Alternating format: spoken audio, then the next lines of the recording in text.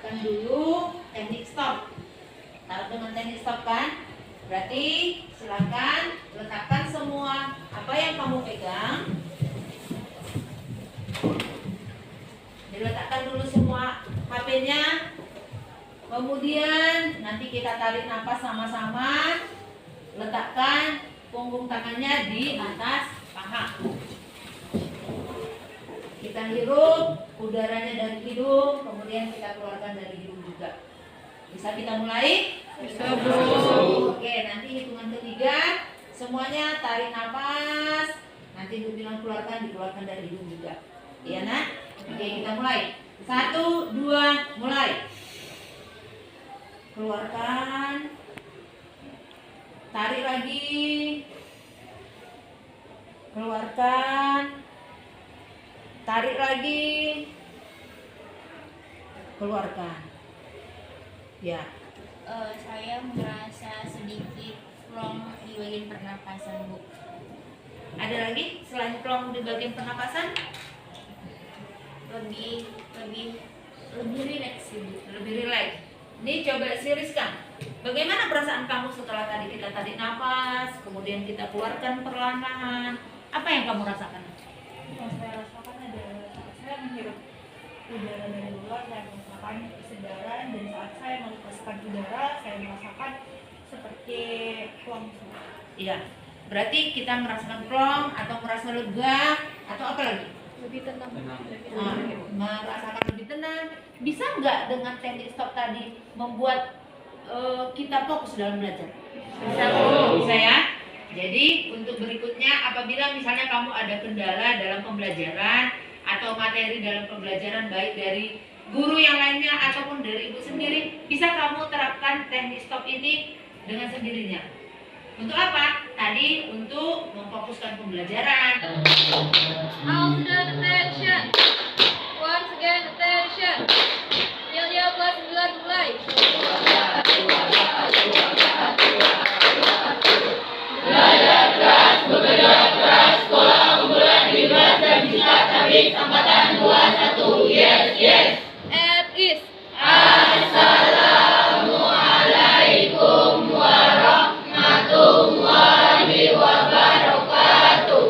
Good morning, ma'am. Sukses al-muslimin. Waalaikumsalam warahmatullahi wabarakatuh. Sukses juga, terima kasih.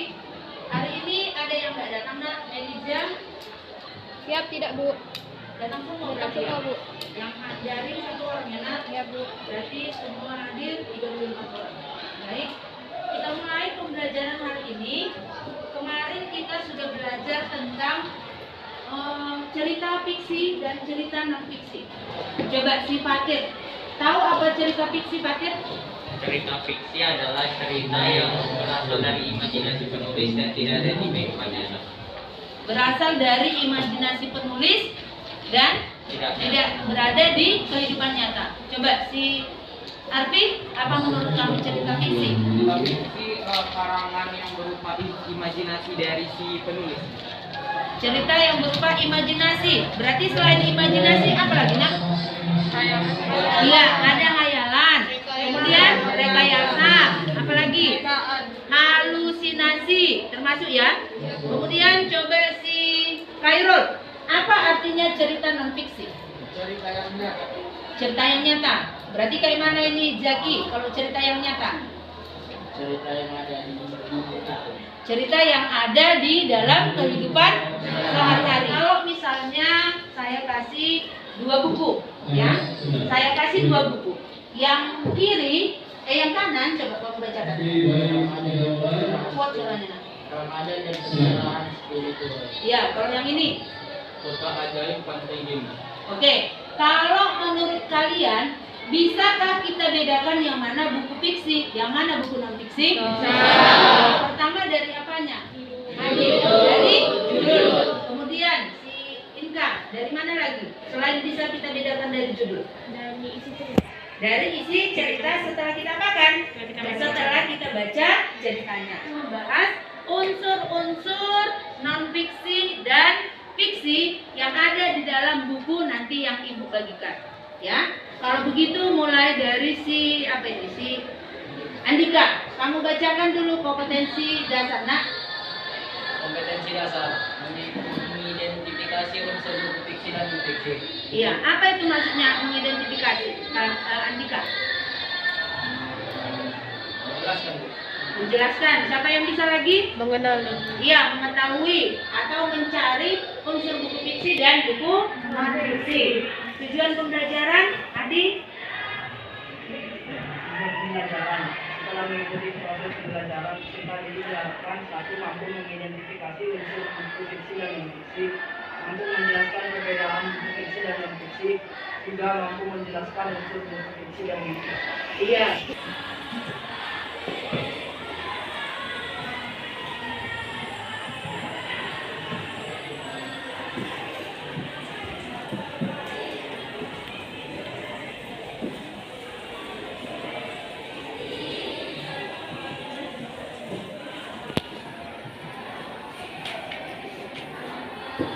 Satu kelompok terdiri atas 2 orang.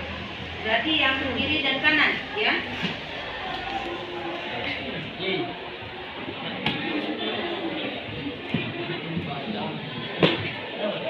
Kemudian yang pertama, sama-sama mendiskusikan itu termasuk cerita fiksi atau buku non fiksi.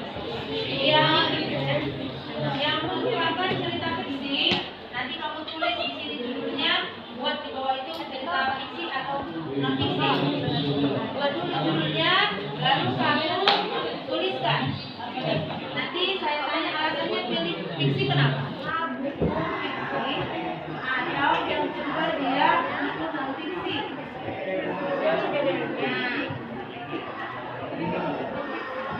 Ya, siap?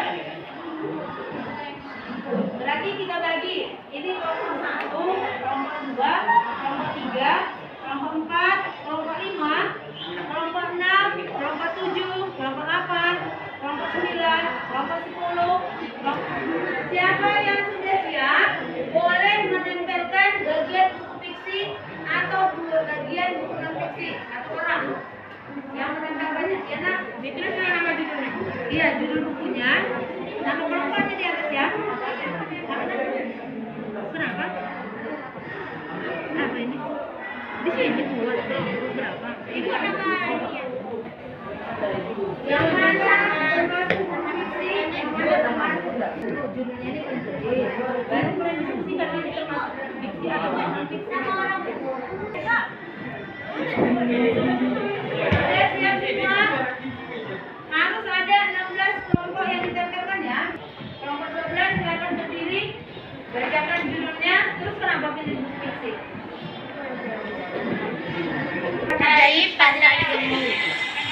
Mengapa kami memilih buku yang termasuk buku fiksi? Karena kita tahu dari judulnya itu termasuk judul fiksi. Dan setelah kami telaah, ternyata isinya merupakan khayalan dari si penulis atau pengarang. Oke, kasih aplaus untuk kelompok pembelajaran ya.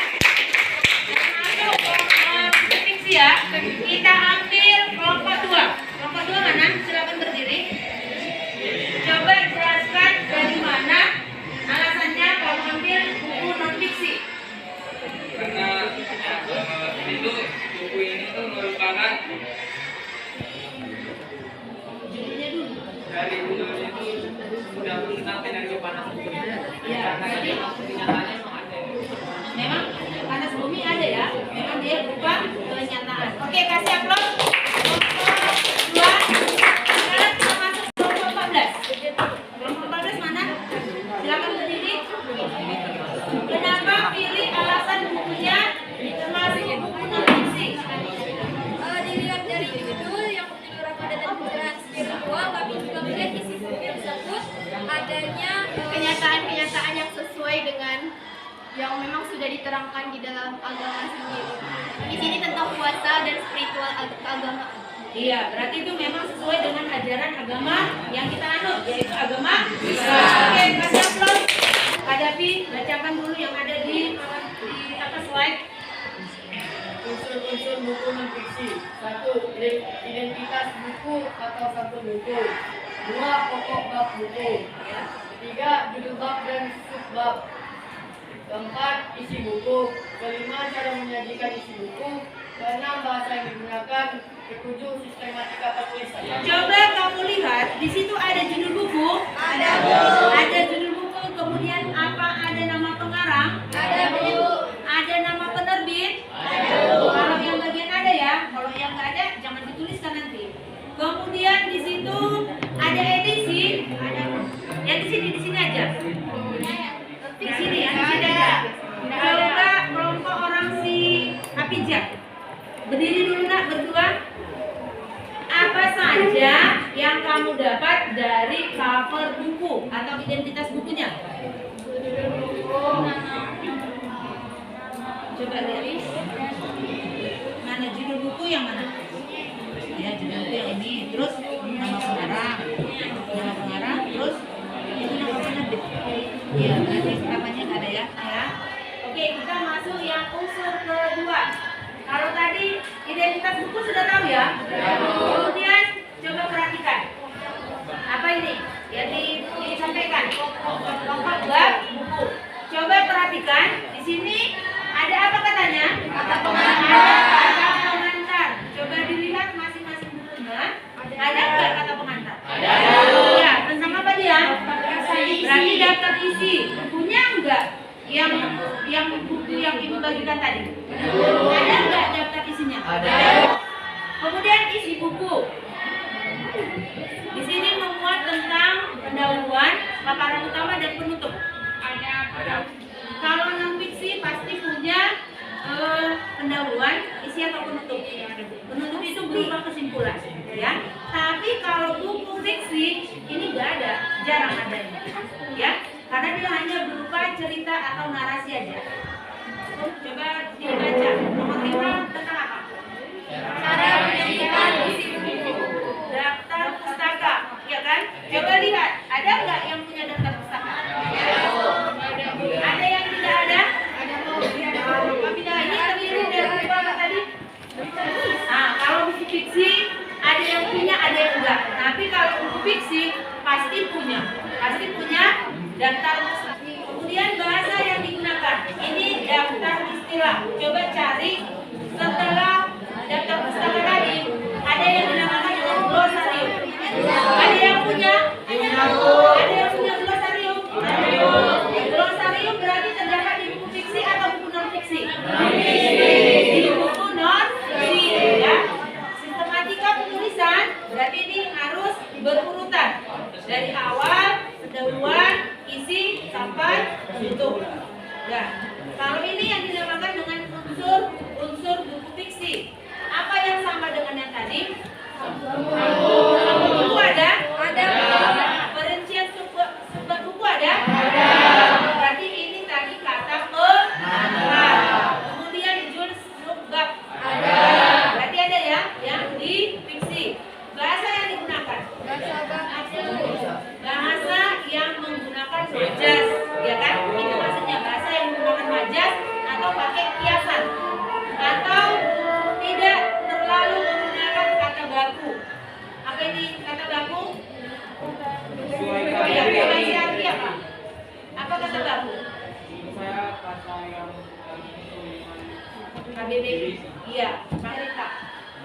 Coba si Gladys, apa saja yang termasuk unsur intrinsik cerita? Tema, Ya, tokoh atau penaklukan, latar, ya, alur, amanat, dan gaya bahasa. Berarti untuk buku yang sudah dibagikan, yang pertama, apakah termasuk buku fiksi atau buku non fiksi? Kemudian, cobalah diidentifikasi unsur-unsur bukunya. Apa-apa saja yang ada di dalam buku tersebut. Bisa? Paham? Kalau non fiksi, fiksi yang ini.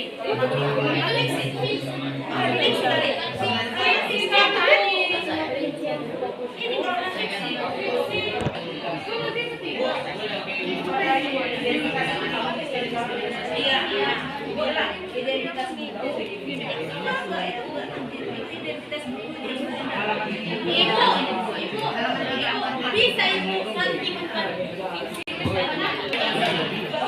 daftar isi terdapat pada halaman berapa? Kalau saya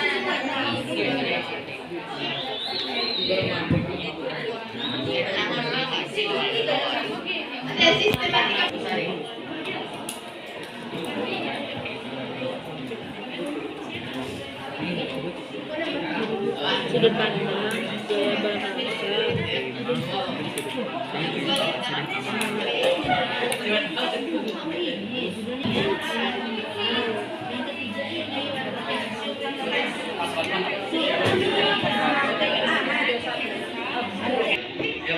Assalamualaikum warahmatullahi wabarakatuh. Waalaikumsalam warahmatullahi wabarakatuh. Kami dari kelompok 13 yang beranggotakan saya sendiri Arya Prasnagarikan, saya Rizka Anggreni. Di sini akan mempresentasikan hasil diskusi kami. Kami mengidentifikasi buku yang termasuk buku non-fiksi, yang dimana identitas buku ataupun satu buku terdapat judul yaitu seperti tentang manusia, nama penulis yaitu Tri Yulianto dan nama penerbit yaitu Aneka. Yang kedua ada pokok bab buku yang berisikan kata pengantar yang terdapat pada halaman 3. Dan yang ketiga yaitu judul bab dan siklop yang terdapat pada halaman 4 yaitu dokumen. Dan yang keempat yaitu isi buku.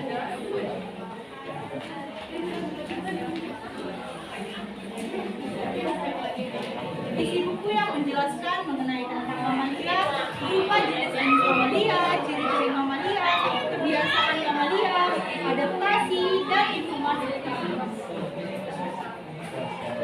Yang kelima, cara menyajikan isi buku yaitu berurutan yang berurutan dan terdapat daftar pustaka pada halaman terakhir. Yang keenam, bahasa yang digunakan adalah bahasa baku serta bersifat aktualitas atau benar-benar terjadi. Dan yang ketujuh, sistematika penulisannya teratur serta berfungsi. Sekian hasil diskusi kami. Wassalamualaikum warahmatullahi wabarakatuh. Baik, dari yang disampaikan beberapa kawannya, sudah bisakah anak-anak ibu untuk mengidentifikasi unsur buku? Unsur buku tadi dimulai dari apa? Kalau dia fiksi? Yang buku terdiri atas berapa? Yang pertama, penerbit. Kemudian yang berikutnya Rincian subbab buku. Iya, nanti itu ada daftar. Kemudian yang ketiga Judul subbab. judul subbab. Nanti daftar isi. Berarti sudah bisa mengidentifikasi yang mana-mana unsur bukunya, baik buku fiksi maupun buku non fiksi. Ya. Kemudian bisa dibedakan yang mana buku fiksi dan yang mana non fiksi. Selanjutnya, kalau kayak gitu coba si Dina, apa yang membedakan unsur buku fiksi dengan unsur buku non fiksi? Kalau buku fiksi nggak ada pustakanya, kalau buku non fiksi ada, terus bahasa yang digunakan juga berbeda. Iya, bahasa di buku Biasanya fiksi kalau kayak mana? buku non fiksi bahasanya baku, kalau di buku fiksi biasanya bahasanya bahasa sehari-hari. Bahasa sehari-hari atau disebut dengan bahasa komunikatif. Beri kasih aplaus untuk kita semuanya.